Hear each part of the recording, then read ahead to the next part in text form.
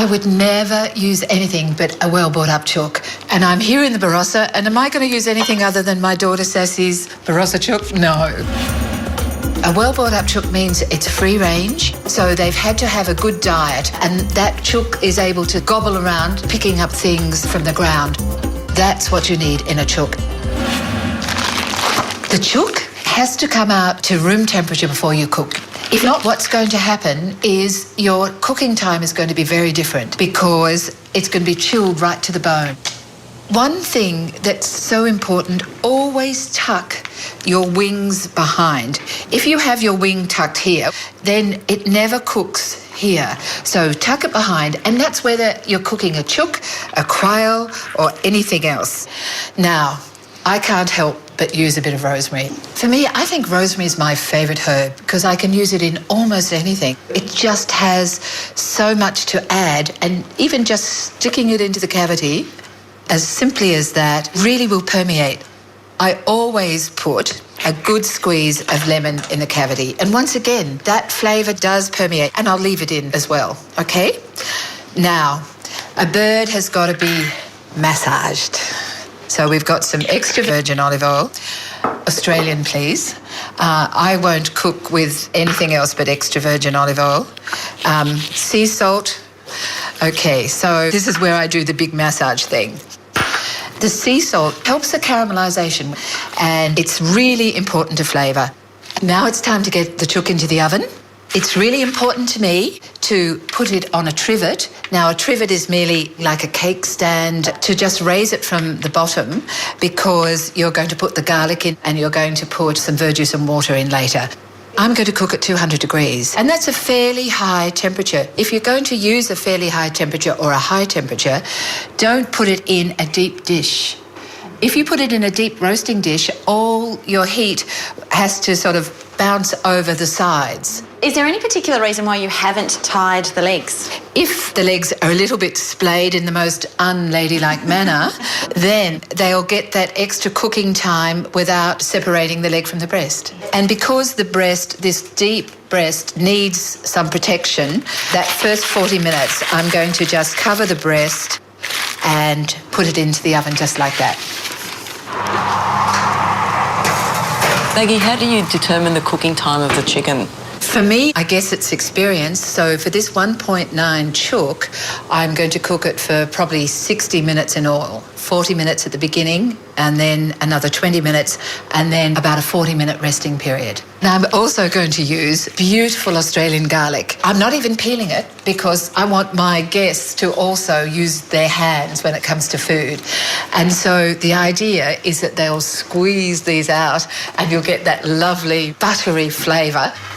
I'm going to blanch these garlic for 3 minutes, and that will just start that cooking process so when they go in at that secondary part of the roasted chook, they won't be totally raw. They've begun their cooking process. And remember, I want them to be really creamy when they're finished.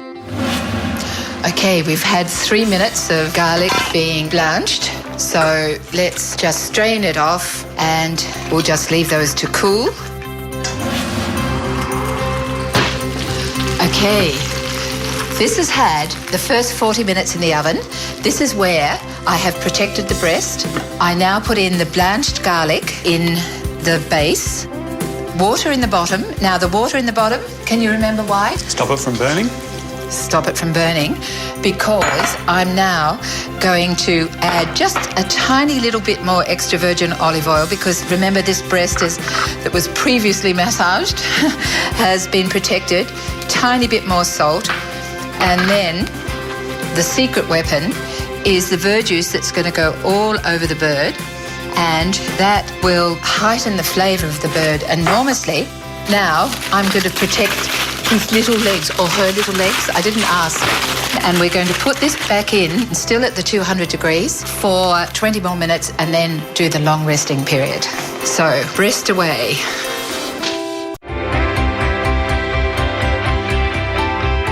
Meantime, we're going to prepare some parsnip mash with some fresh pear. And I think, Cleo, you should come and do the work.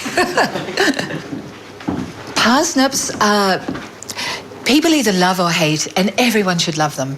And the way you're going to prepare them, first of all, we have to peel them and we have to cut them up. And you can tell they're fresh because they're quite white. If they're withered or really a deeper yellow colour, you know they've been out of the ground a long time. So, do you want to go ahead and peel them? Now, can I ask you, if we're cooking a root vegetable, do we cook it in cold or hot water? Cold. This little rule of thumb about anything from under the ground, you put cold water in. It's just that the vegetables are more dense. If it went into boiling water, the outside would cook and the inside wouldn't. So, cold water in to the boil, and I salt straight away. Right. These have been cooking for about 10 minutes, so we're going to moulie this. Do you want to prepare the pears while I moulie? It's an inexpensive gadget, but it's really fantastic.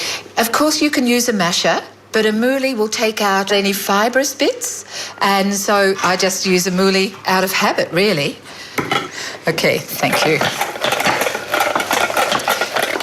There are many jobs in the kitchen that are team.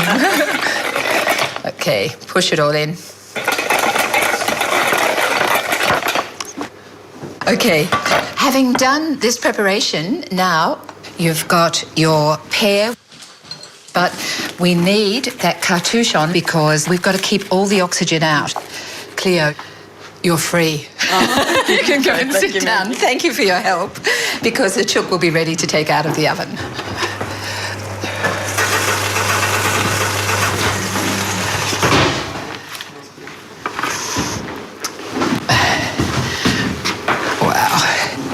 There is my roast chook.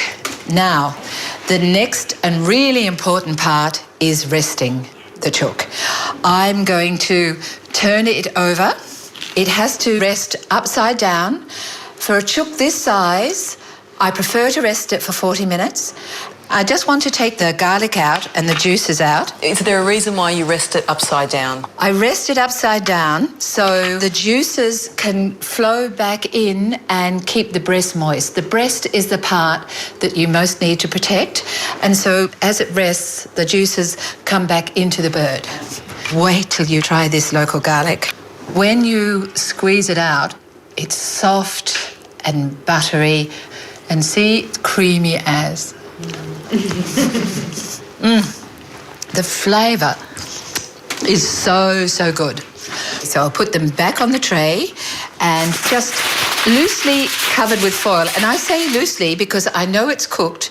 The resting period will finish off that cooking and it will keep warm for up to an hour.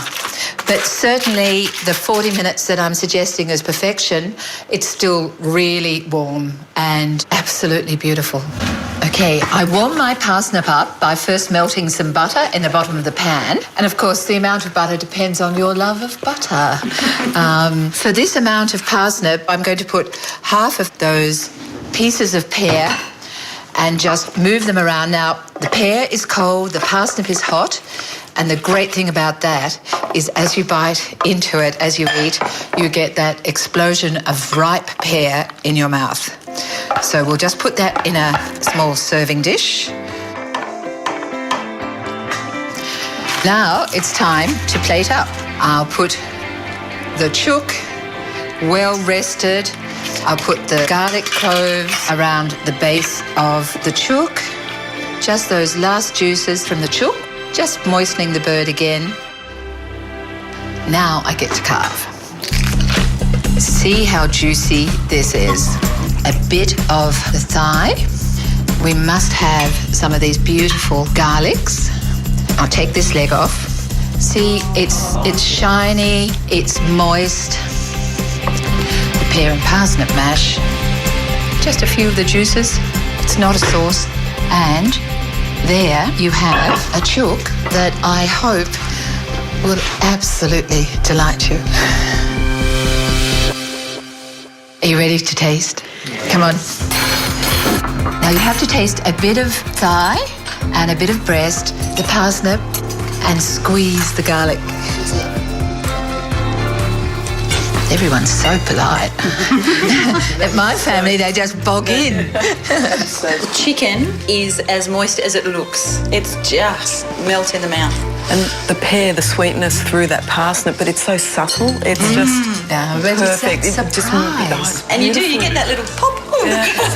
The breast is my least favourite part of the chicken, and that is unbelievably good. That's amazing. Oh. Garlic's so sweet. Tastes so different to garlic cooked, nutty so and nutty. creamy and buttery. It's just really, really nice. There's nothing I love more than cooking for people who love to eat. Feel free. So, my top 3 tips. First, choose a well brought up chook and leaving it at room temperature before you cook it. Then it's a case of covering the breast for those first 40 minutes with foil so it doesn't dry out. And when you finish the cooking time, turn it upside down for a long resting period of, say, 40 minutes. So this is a very basic recipe that every Australian, I think, should have in their recipe book. Simple, beautiful, and it's all produce driven.